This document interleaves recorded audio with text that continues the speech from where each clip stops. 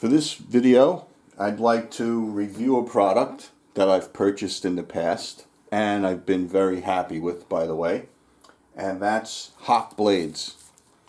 And I bought in the going back about 7 or 8 years, I bought maybe a dozen of them. And so during that time, I've had the chance to use them, of course. And I think that gives me a good opportunity to review them in terms of the performance, especially. And I can say that they perform outstandingly. They exceeded my expectations. When I reviewed and researched the Hock blades, I thought maybe there was a little bit of hype involved. And I was wrong. They really perform well.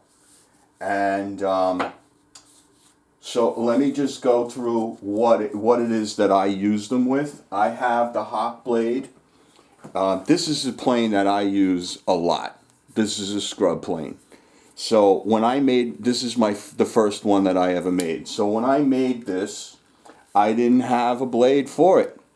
And I wasn't buying steel and making my own blades, so I bought a Hock blade.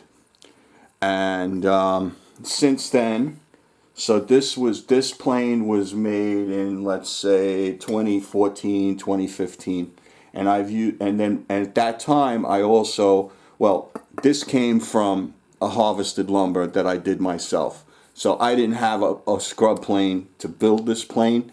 But this was one of the first planes I ever built.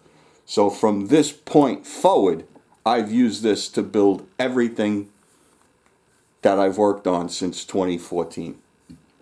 And it's been with this Hock blade. It's very, very good. Also at that time, I bought some, I guess you'd call them plane blades for... I made a coffin plane right around that time. Let's see, we'll just take this out. And so Hock's setup comes with a really nice chip breaker.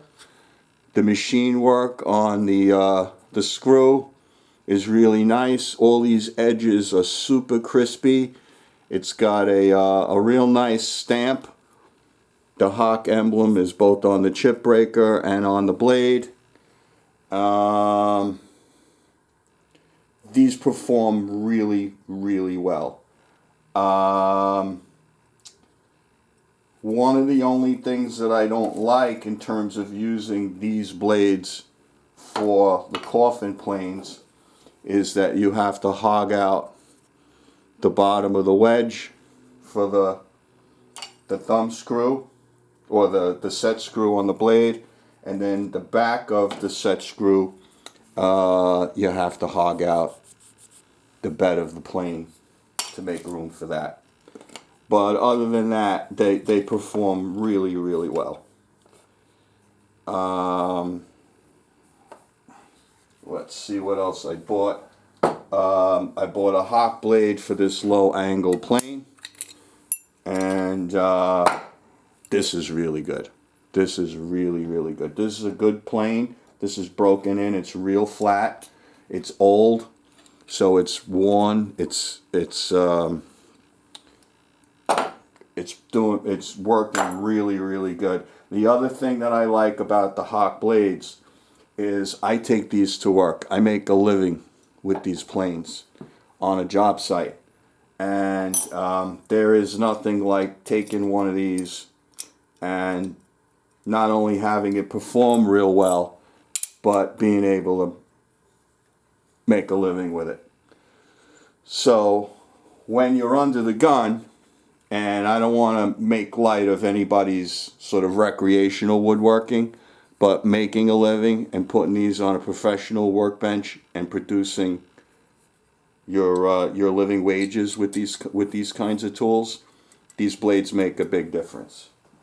So that's the low angle plane. Then I have a block plane. I have had this even longer than the other one. This is really broken in. This is just a a beautiful little plane. It's been serving me for probably close to 40 years. This has the Hock blade in it as well, and this does beautiful work with this blade. Now, I was able to do decent work with the stock blades that came with it. But at the time, in 2014 or so, when I went and made a little commitment to buy all this stuff, what I did was I gave myself sort of an additional advantage in my work by buying these blades. The best thing that I did in terms of the Hock blades was put one in this plane. This is a Paragon.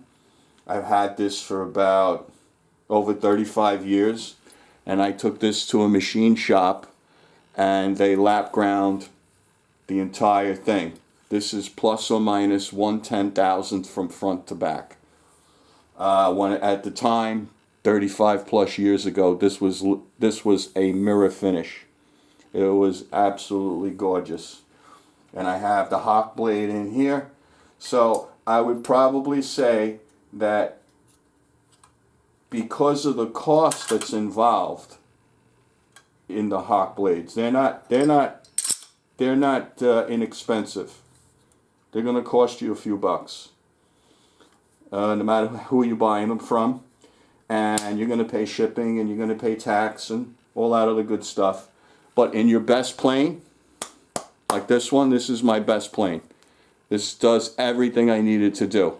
And I have a ton of money invested in the plane itself and the machine work. This would be the most appropriate use for a high-end blade like a Hock. And I don't take this to the field. This does not go to the field with me. I have other planes for that. But these two, definitely. So I think what I want to say about the Hock blades is that in terms of their performance, they deliver. You still have to know how to sharpen your blades. You can't get away from that. It's just that they're going to hold a better edge, they're going to hold a finer edge, and they're going to hold a finer edge longer.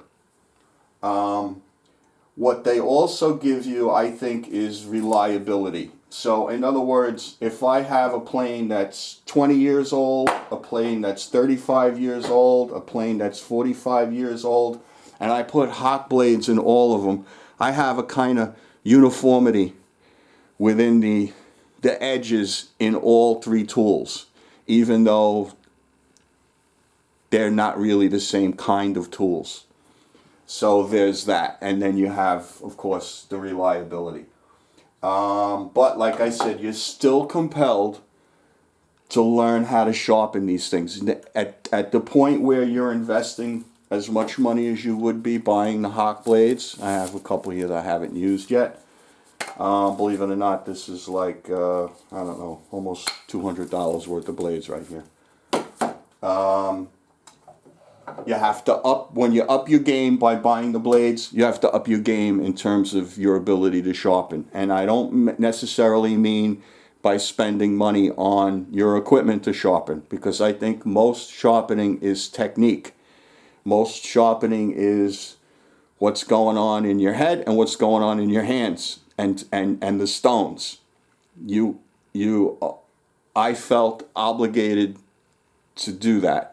And I've been sharpening and dedicating a lot of time and energy to sharpening for over 40 years. So I recommend that for anybody that's investing the kind of money that you'll be spending on Hock blades. Or any other blade that's a high-end blade that's going to, an aftermarket blade that you're going to spend a lot of money on. So the only downside to these blades is the cost. So I would say that if you're on a budget, if you're on a really tight budget, they might not be for you.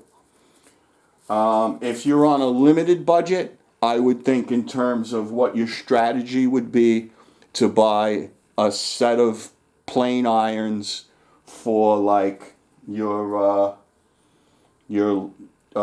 first string planes, let's call it. That's what I call my stuff, first string. So this would be my first string, and then probably these, and then maybe, let's say, one other plane. And that's it. And that's going to be maybe close to $300 worth of blades. And some people might consider that a lot. Some people might not consider that a lot. So that's going to, you're going to have to determine that for yourself. I would say that's a conservative approach.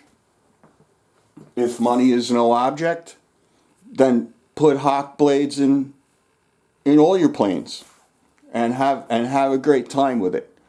I really can't do that. So I think that in terms of the performance, the Hock blades are definitely go-to blade. In terms of the cost, try and get them to fit into your budget. If not, I would say hone your skills and use the blades that you have. And maybe, make it a Christmas gift to yourself or whatever. Delay your gratification in terms of what you might think you're going to accomplish by buying one of these. That's pretty much it. So I want to continue the discussion of blades in some other directions, but what I thought I wanted to do was start the discussion here with a product review of the Hock blades. So I would say definitely thumbs up. Stay strong, everybody. There's more coming. Thank you.